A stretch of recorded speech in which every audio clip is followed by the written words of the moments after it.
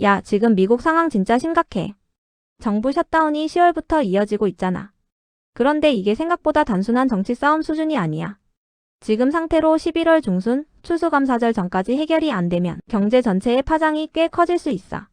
일단 구조부터 볼까? 이번 셧다운은 의회가 예산안을 통과시키지 못해서 연방정부 예산 집행이 멈춘 상태야. 공무원들 급여가 안 나오고 공공기관 운영이 멈추거나 최소 인력으로 돌아가는 거지.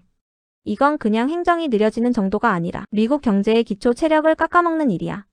지금 이미 항공 쪽부터 문제가 터지고 있어. 연방항공청이 인력 부족으로 미국 주요 공항 40곳에서 항공편을 10% 정도 감축했어. 11월 7일 이후부터 단계적으로 줄이기 시작했는데 일부 공항은 하루에 1000편 이상 취소되는 사례도 나왔대. 관제사들은 무급으로 일하거나 결근이 늘어나고 있어서 이건 단순한 불편이 아니라 물류와 여행 전체에 영향을 주는 거야. 추수감사절은 미국에서 1년 중 가장 여행이 많은 시기잖아. 이런 상황이면 공항 혼잡, 항공료 상승, 소비 위축이 동시에 올 수밖에 없어. 그 다음은 복지 문제야.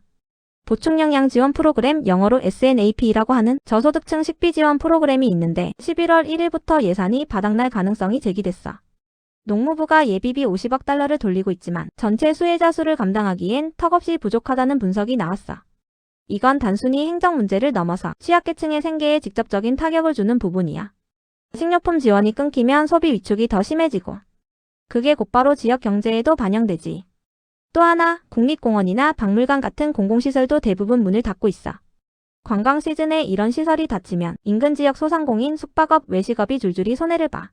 이건 한국으로 치면 한라산, 설악산, 국립중앙박물관이 동시에 문 닫는 거랑 비슷한 거야. 지역 경제 입장에서는 엄청난 손실이지. 그럼 왜 이걸 아직도 해결 못하냐고? 상원이 11월 10일부터 14일까지 휴회야. 그리고 추수감사절 연휴가 24일부터 28일까지니까. 그 사이인 15일부터 23일 사이에야 예산 협상이 재개될 수 있거든. 그래서 시장에서는 23일 전에는 아마 해결될 거다라는 기대가 있어. 그런데 만약 그때까지도 합의가 안 되면? 추수감사절 쇼핑 시즌, 블랙 프라이데이, 크리스마스 준비까지 모두 타격을 입게 돼. 미국 전체 소비의 70%가 개인 소비인데 그 핵심 시즌이 흔들리는 거야. 문제는 정치야. 공화당이든 민주당이든 이번 셧다운이 길어지면 둘 다 여론의 책임을 피하기 어려워. 실제 여론조사에서도 공화당 63%, 민주당 63% 양쪽 다 책임 있다가 다수였어. 즉 국민이 누가 잘못했냐보다 둘 다 똑같다고 보는 분위기지. 이번 셧다운은 내년에도 이어질 정치 불확실성의 불씨가 될 거야. 그리고 마지막 증시. 단기적으로 보면 셧다운 뉴스에 크게 반응하진 않아. 과거 통계상 셧다운 기간에도 S&P 500이 평균적으로 오히려 소폭 상승한 적이 많았거든. 하지만 이번은 조금 달라. 기간이 길어지고 경제 지표가 발표 지연되고 소비 심리가 위축되면 결국 시장도 영향을 받게 돼.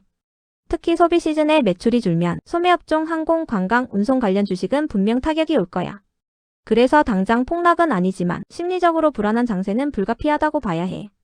정리하자면 셧다운이 추수감사절 전까지 해결되지 않으면 항공물류 차질, 복지 예산 중단, 지역 경제 침체, 소비 위축, 그리고 정치 불신과 시장 불안까지 경제 전반에 영향을 주는 연쇄 파동이 되는 거야.